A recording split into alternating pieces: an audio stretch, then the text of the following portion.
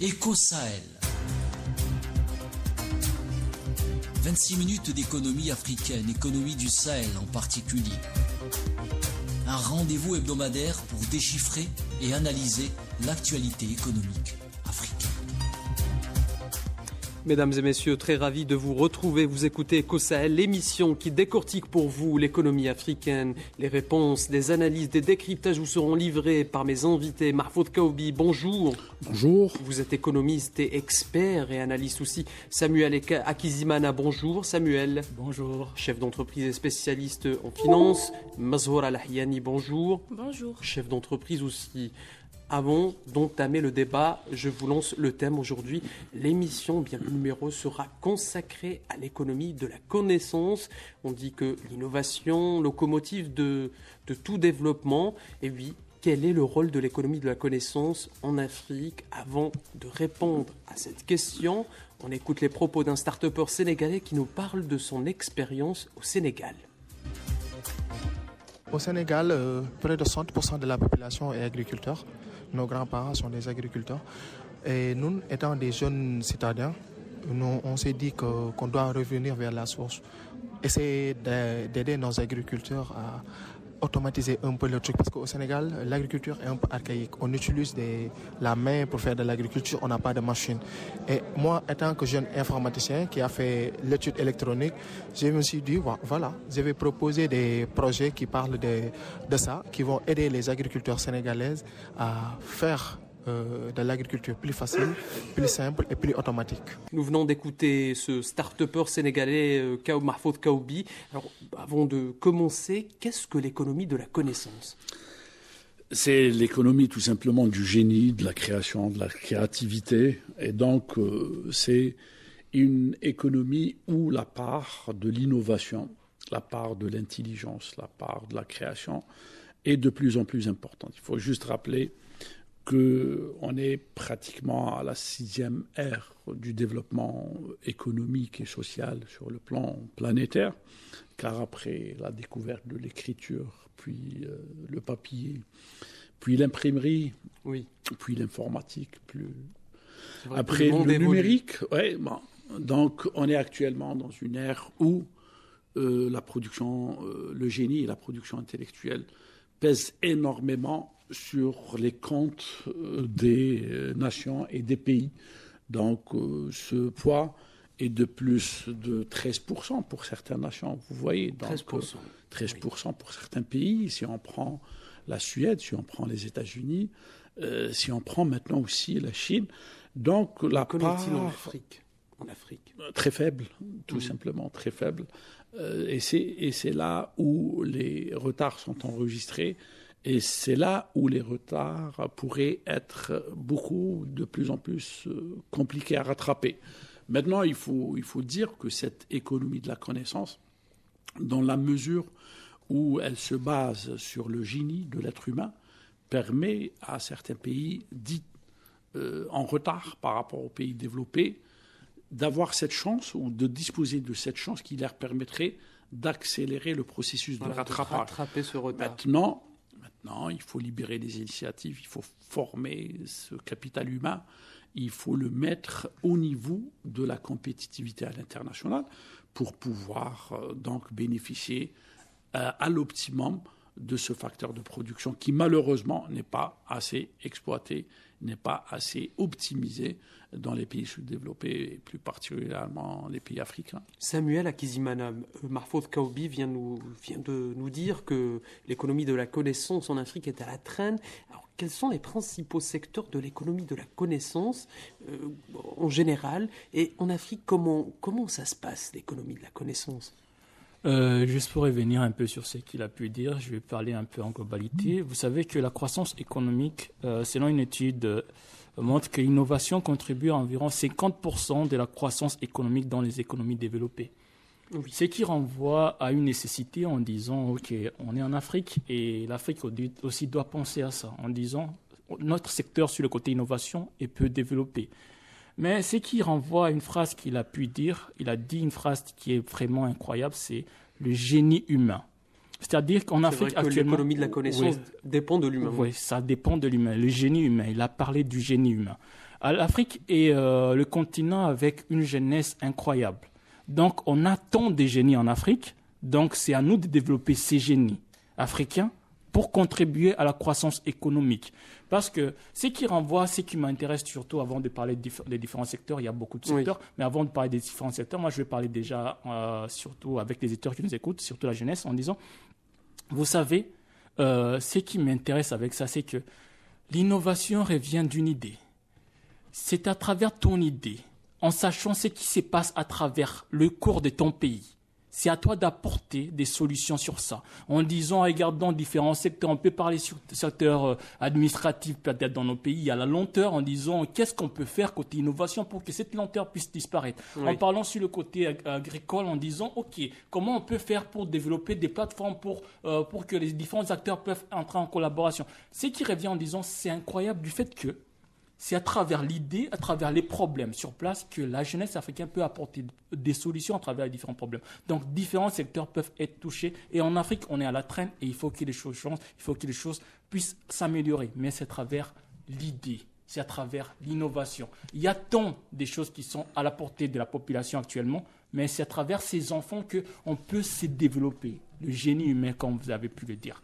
Et comment on peut développer justement ce génie humain, Mzhour Al-Hayani, en Afrique, dans ce continent, par la formation, par l'université, par quoi? Oui, exactement. Comme il a dit M. Kaoubi et Samuel aussi, en Afrique, on regorge de jeunesse qui est innovante et qui est en pleine idée. Genre, elle a plein d'idées. Et maintenant, ce qui diffère de l'économie de la connaissance et de l'économie traditionnelle, c'est que c'est la main-d'œuvre et les ressources naturelles. L'économie de la connaissance repose sur la recherche et le développement. Donc là, nos gouvernements, je crois qu'ils doivent investir beaucoup plus et soutenir ces jeunes dans leur recherche et développement parce que ça coûte beaucoup. Et aussi investir dans l'éducation et la formation parce que c'est très important. L'innovation, ça tourne autour de la formation et de l'éducation. Mahfoud Kaoubi, quelles initiatives sont mises en place en Afrique pour encourager l'innovation et la création de connaissances? Bon, sur le plan des projets et des intentions, je dirais qu'il y a déjà une prise de conscience. Quand on voit les programmes économiques ou les programmes de développement humain des différents pays africains, on se rend compte que déjà, il y a une prise de conscience par rapport à l'impulsion dont devrait bénéficier ce secteur d'activité. Maintenant, les pays africains ne sont pas logés à la même enseigne. Il y a des pays qui sont relativement bien avancés, quand bien même les retards accusés par rapport au monde développé sont remarquables. Mais il y a d'autres où la question de l'intelligence ou de l'économie de la connaissance et le rôle de ce secteur n'est pas peut-être prioritaire. Il faut être très objectif. Il y a beaucoup de pays qui se battent pour des problèmes d'assainissement, d'adduction d'eau potable. Il y a des problèmes d'analphabétisme et un problème d'accès, donc que ce soit à l'éducation, à la santé, etc. Donc le gap, il est assez important et les retards sont très profonds. Maintenant, il y a, quand on prend des pays comme l'Afrique du Sud ou des pays comme l'Algérie... Des pays qui s'intéressent à l'économie de la connaissance. Qui s'intéressent. Donc, je dirais que des efforts ont été consentis pour améliorer des acquis de la population en matière de connaissances de manière générale, mais surtout de créer au niveau du système universitaire des branches dédiées donc à ces secteurs, donc que ce soit à l'intelligence artificielle, que ce soit aux mathématiques principalement, ou aux autres, à l'informatique aussi. Donc, ce sont les secteurs phares dans le domaine de cette économie de la connaissance, biologie, médecine, etc. Et donc de créer la recherche fondamentale qui permettrait d'innover, je dirais. De l'autre côté, donc, il y a tout un écosystème qui doit suivre donc, au niveau économique, car la jonction entre le monde de la recherche et le monde de l'économie, la jonction elle est importante pour créer cette synergie qui permettrait de dire qu'on est dans un environnement où l'économie de la connaissance. Et justement, quels sont les avantages et les défis de l'économie de la connaissance pour le développement économique ?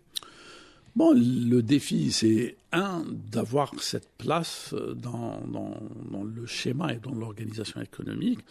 Et maintenant, des processus de transformation importants devraient être faits dans les pays africains pour permettre donc justement de libérer ces potentialités. Des économies rentières ne permettent pas donc cette jonction. C'est surtout des transformations de l'économie vers une économie de marché qui libère les initiatives. À partir de là, donc, on retrouvera des génies qui réfléchiront à trouver des solutions à leurs problèmes.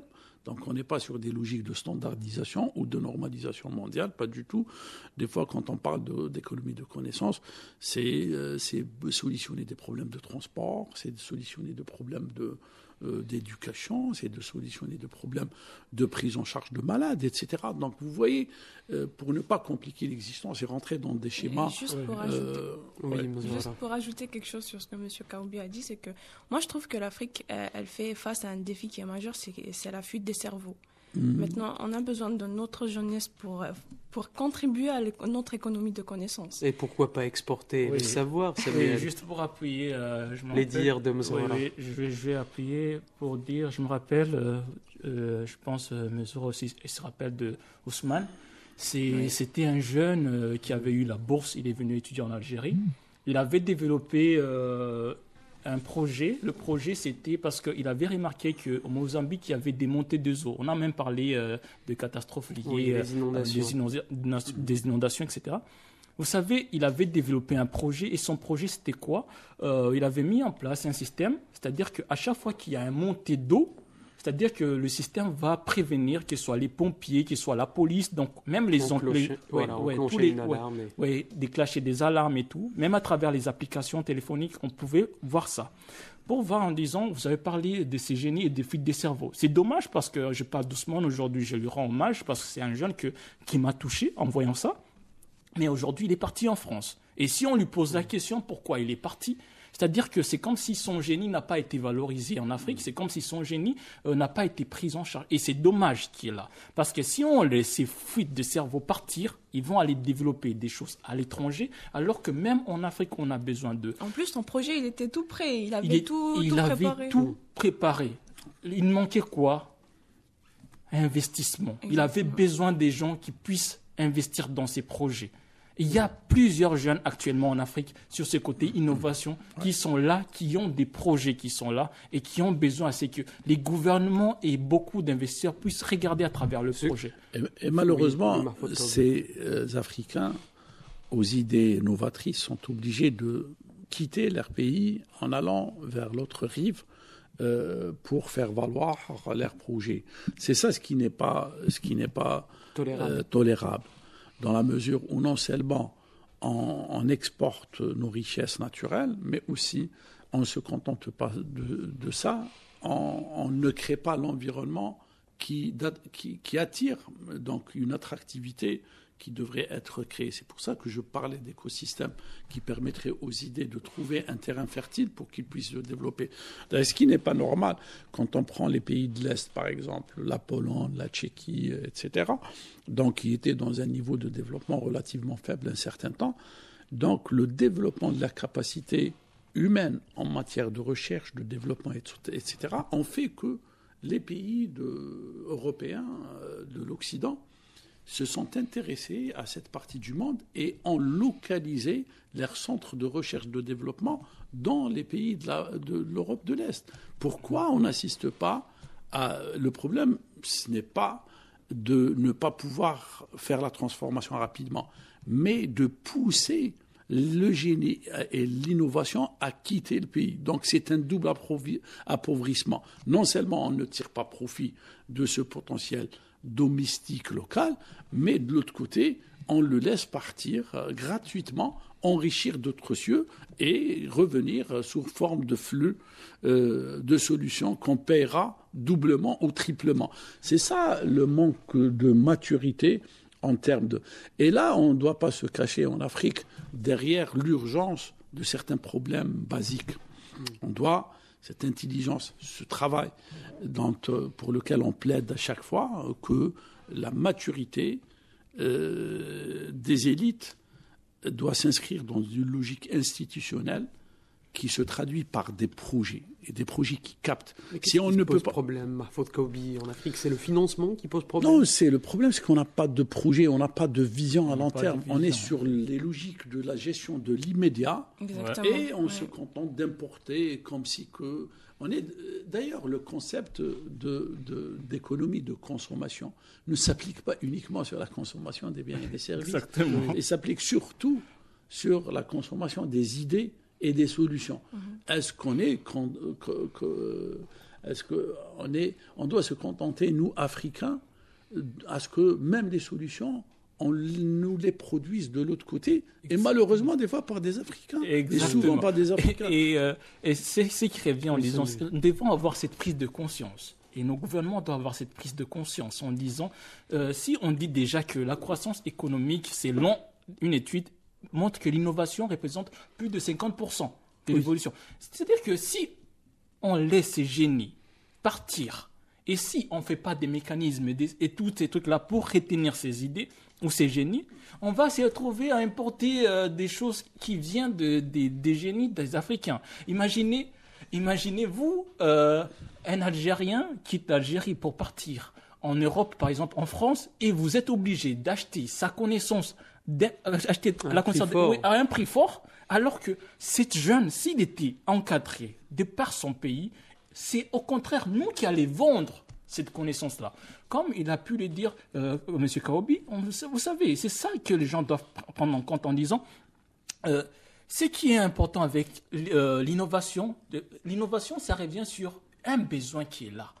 C'est-à-dire le besoin vient d'où? Par exemple, on peut être dans cette salle en train d'animer cette émission, on voit qu'il y a un problème. Et on regarde que, par exemple, si on contribue à faire quelque chose, ça va améliorer peut-être la portée de ce qu'on est en train de dire là. C'est-à-dire que l'idée vient de la personne. Et en regardant notre environnement en Afrique, on a beaucoup de problèmes à résoudre. Mahfoud Kaoubi vient tout à l'heure de mentionner les pays qui s'intéressaient fortement à l'économie de la connaissance. L'Afrique du Sud, le Nigeria, l'Algérie. Normalement, l'Algérie... pas un modèle pour les pays qui n'arrivent pas à suivre la vague?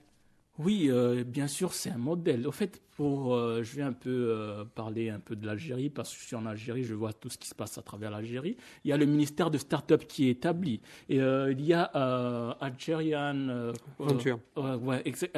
Algerian Adventure. C'est-à-dire qu'il y a la prise de conscience en disant, actuellement, on doit investir dans nos jeunes. Et normalement, les autres pays doivent prendre conscience de ça en disant, il faut qu'en Afrique, nous devons développer le capital humain, parce que le capital humain nous rapporte plus qu'on peut booster les incubateurs, oui. Et surtout aussi, il faut faire la promotion aussi de la coopération régionale entre les pays africains.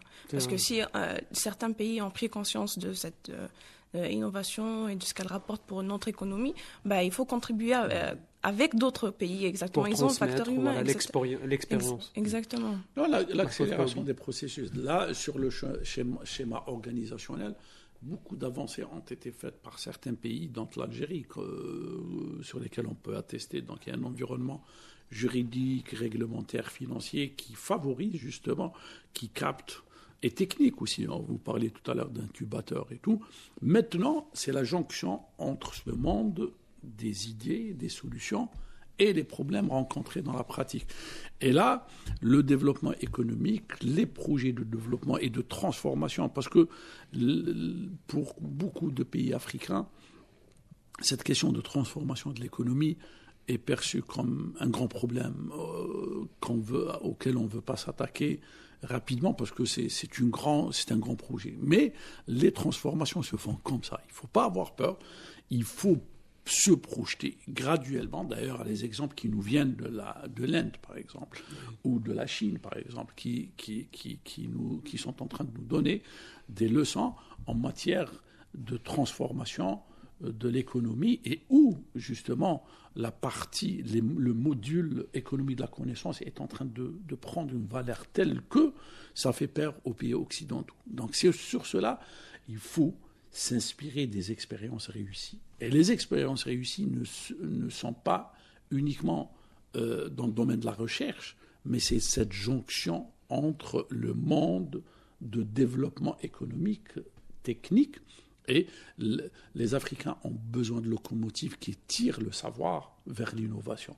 Et pour cela, il faut mettre des ajustements sur le plan économique, réduire des bureaucraties, libérer les espaces, attirer les investissements étrangers. Parce que, encore une fois, la plus grande demande en matière de connaissances réside dans les pays développés.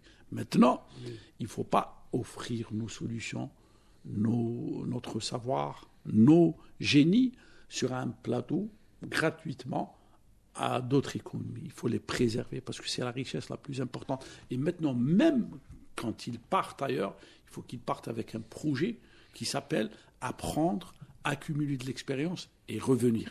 Et là, ça s'appelle préparer l'environnement, préparer le terrain pour qu'il soit fertile, non seulement sur le plan technique, mais sur le plan des valeurs, sur le plan de la qualité de vie, sur le plan de projets de société sur lequel une responsabilité. Ce que vous dites est magnifique, Mahfouz Kaoubi, mais est-ce que l'Union africaine prévoit-elle un volet concernant l'économie de la connaissance dans ses programmes ? Bien sûr, quand on prend toute la production intellectuelle, quand on prend les programmes des pays et de l'Union africaine, on trouve tout cela.